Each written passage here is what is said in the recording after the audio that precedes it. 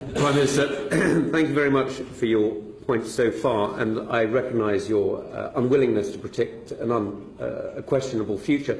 Could we at least look at a certain past and ask, what have you learnt from these negotiations, given that we're now only about halfway through anyway? I suppose, I'm not sure it's something that I've learnt specifically from these negotiations, because obviously I was involved in certain negotiations with the EU when I was Home Secretary.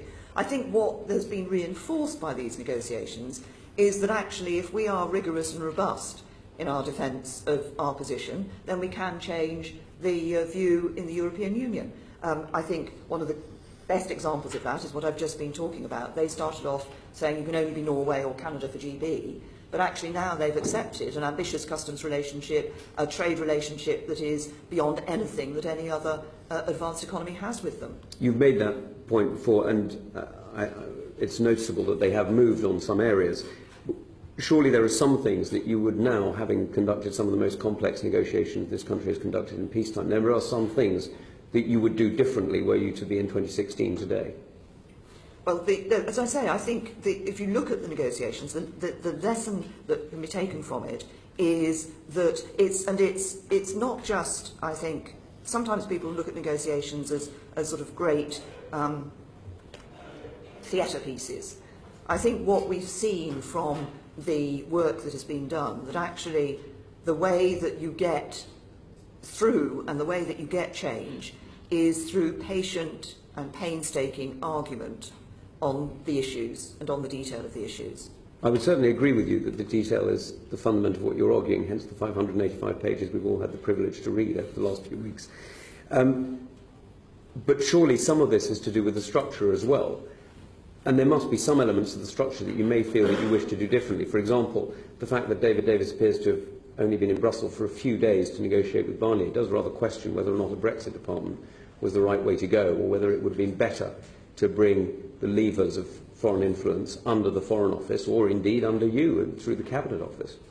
Well, of course, there has been, I mean, I think it was absolutely right to set up the Department for Exiting the European Union, because there are a number of functions that that department is undertaking. And crucially, of course, one of the things that the department has been doing is looking at the preparedness for all scenarios, preparedness for deal and preparedness for no deal. And that is something that's been led by that department. Of course, negotiations were always going to be across government. There have been other departments involved in negotiations where it has been an issue specific to those departments. So it was never the case in these negotiations, and it won't be in the future negotiations, that it's just one person against one person.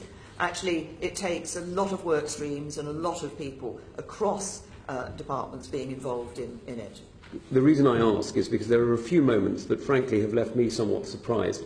Certainly seeing you walking out of the meeting in Salzburg, where to see the Prime Minister of the United Kingdom surprised at the outcome of one of the most important talks that has been conducted on behalf of this nation, did raise certain questions as to whether or not the Foreign Office had prepared its advice properly, whether the advice had been fed through properly, or whether it had been fully taken on board. And what the Permanent Under-Secretary of State, Sir Simon MacDonald, said the other day to our committee was that the advice had been prepared properly. So why were you apparently surprised by the reaction of the European leaders?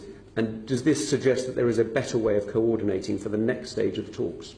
Well, I think it is certainly, I have no complaint with the advice that was given by the Foreign Office, or indeed by all the others that were involved in this. I think all I would say is that there are sometimes moments in these negotiations where a particular position is taken, and in any negotiation, either side, when the other side takes a position, has a decision to take as to how to react to that. And I felt it was right to react in the way that I did.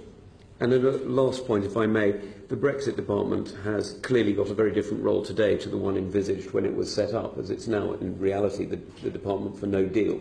Does this mean that you'll be looking to change some of the civil servants from diplomats involved in trade negotiations to home affairs, health, transport and others more involved in domestic policy to focus on preparing the United Kingdom for a no deal rather than preparing us for the negotiations? Well, the job that DEXU is doing is preparing for, yes, it has a role in had a role and does have a role in preparing for no deal, but it also has a role in preparing for a deal.